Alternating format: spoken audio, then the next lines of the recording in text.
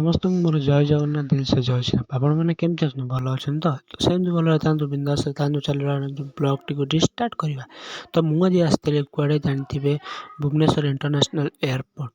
କାହିଁକି ନା ଆପଣ ଜାଣିଥିବେ ପ୍ରମାଦ ପୁରୁଷ ବିଜୁ ପଟ୍ଟନାୟକଙ୍କର ଗୋଟେ ଡାକଟା ମଧ୍ୟ ଏଠି ରହିଅଛି। ଏଇଟା ହେଉଛି ପୂର୍ବତନ ମୁଖ୍ୟମନ୍ତ୍ରୀ ଶ୍ରୀଯୁକ୍ତ ନବୀନ ପଟ୍ଟନାୟକ ମହୋଦୟଙ୍କର ଘର। ତ ଆମେ ବର୍ତ୍ତମାନ ସମୟରେ ଯିବା ଇଣ୍ଟରନ୍ୟାସନାଲ ଏୟାରପୋର୍ଟ ଏବଂ ସେଠି ଅଛି ବିଜୁ ପଟ୍ଟନାୟକଙ୍କର ଡାକଟା। ଚାଲନ୍ତୁ ଯିବା ଦେଖିବା। ମାନେ ମୁଁ ଆସି ପାଖାପାଖି ଏୟାରପୋର୍ଟ ପାଖାପାଖି ହେଲାଣି। ତ ମୋ ସହିତ କିଏ ଆସିଛି? ମୋ ସହିତ ଆସିଛି ଗୁଗୁନୁ। ତ ତା ପାଖରେ ଅଛି କାହ୍ନା। ତ ଇଏ ତ ଲଣ୍ଡା ହେବା ହେଇଯାଇଛି ଆସିଠୁ। ତ କେବଳ ଗୋଟିଏ ଦୁଃଖ, ୟାର 20,000 ଟଙ୍କା ମୋବାଇଲଟା ଚାଲିଗଲା। ବର୍ତ୍ତମାନ ନୁହେଁ, ହେଲାଣି 2-3 ଦିନ। ତ ଚାଲନ୍ତୁ ଯିବା, ଦେଖନ୍ତୁ ଆଗକୁ ଯାଉ। ତ ଏ ରହିଲା ଏୟାରପୋର୍ଟର ଜେଗ ରୋଡ଼। ଆମେ ଯାଉଛୁ, ଜାଣିଥିବା ଯେମିତିକି ବିଜୁ ପଟ୍ଟନାୟକ ଯେଉଁ ଏରୋପ୍ଲେନ୍ଟାକୁ ଇଣ୍ଡୋନେସିଆରେ ରଖି ଆମ ଓଡ଼ିଶା ଆଉ ଇଣ୍ଡୋନେସିଆ ଭିତରେ ଯେଉଁ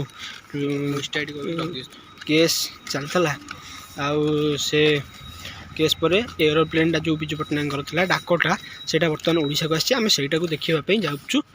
ଚାଲନ୍ତୁ ଯିବା, ସେଠି ପହଞ୍ଚି ଆପଣମାନଙ୍କୁ ମୁଁ ଦେଖାଉଛି। ଭାଇମାନେ, ଇଏ ହେଉଛି ଭୁବନେଶ୍ୱର ଏୟାରପୋର୍ଟରେ ଥିବା ବିଜୁ ପଟ୍ଟନାୟକଙ୍କର ମୂର୍ତ୍ତି। ଏଇଟା ହେଉଛି ଏୟାରପୋର୍ଟର ଲାଇଟ୍ ହାଉସ୍। ତ ଏଇ ବାଟେ ଯିବା ଆମେ ଏନେ ଡାକଟା ଦେଖିବାକୁ। ଭାଇମାନେ, ଆମେ ଆସି ପହଞ୍ଚିଗଲୁ ବର୍ତ୍ତମାନ ଥରେ ଏୟାରପୋର୍ଟରେ। ତ ଆପଣମାନେ ସବୁ ଦେଖିଲେ, ଚାଲନ୍ତୁ ଯିବା ଡାକଟା ପାଖକୁ।